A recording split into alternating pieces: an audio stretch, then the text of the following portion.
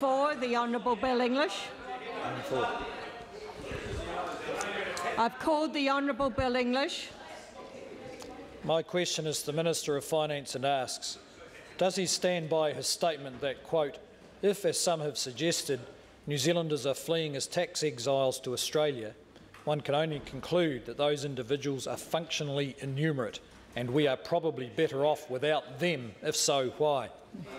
The Honourable Dr Michael The statement was made in July 2005, related to tax rates at that time, and remains correct in that respect. But I welcome the opportunity to remind the House that on Wednesday next week, Labor's $10.6 billion tax cut package starts rolling out, which will deliver between $12 and $28 per week to all workers. Supplementary question. The Honourable Bill English. Does he think that the tens of... Order. Does he still believe that the tens of thousands of New Zealanders who left for Australia in the last 12 months are so innumerate that they haven't noticed Labor's economic record, zero growth, 4.5% inflation, unemployment and bankruptcy climbing, New Zealand slipped on the OECD rather than go up, and an opening of the books which will reveal very significant cash deficits in the government books?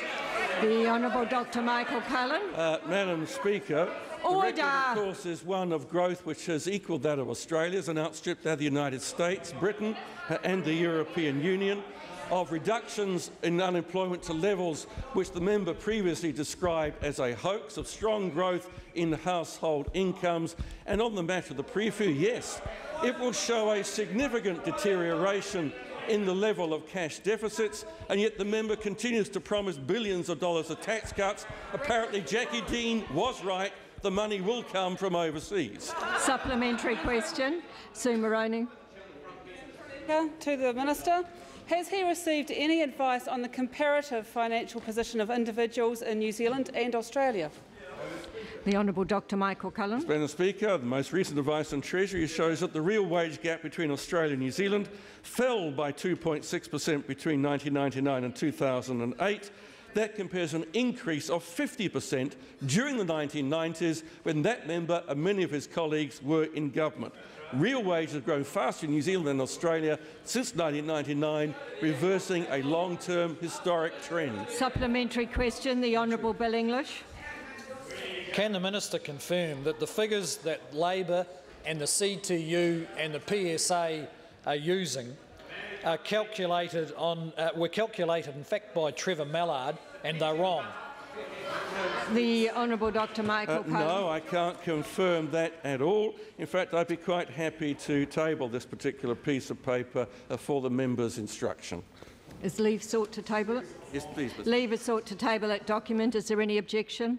No objection. Supplementary question. The Honourable Bill English. Does the Labor government think that thousands of Kiwis who have left New Zealand in the last 12 months for Australia are so innumerate that they haven't noticed the legacy of 9 years of mismanaged growth and lost opportunity, where that minister promised tax cuts in 2005 and then changed his mind after the election, and one reason they've left is because they simply don't believe him?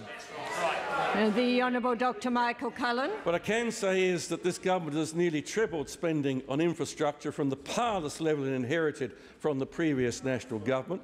It has massively increased spending on industry training, including such measures as modern apprenticeships, has introduced major reforms into almost the entire education system, has introduced KiwiSaver that 800,000 Kiwis are now benefiting from, is working on further measures to improve the operation of New Zealand's capital markets, and indeed the real issue with Australia is higher wages, not the level of the tax rates. And during the 1990s, the out movement to Australia grew every year under a national government, peaking in a net figure of close to 30,000 in 2000.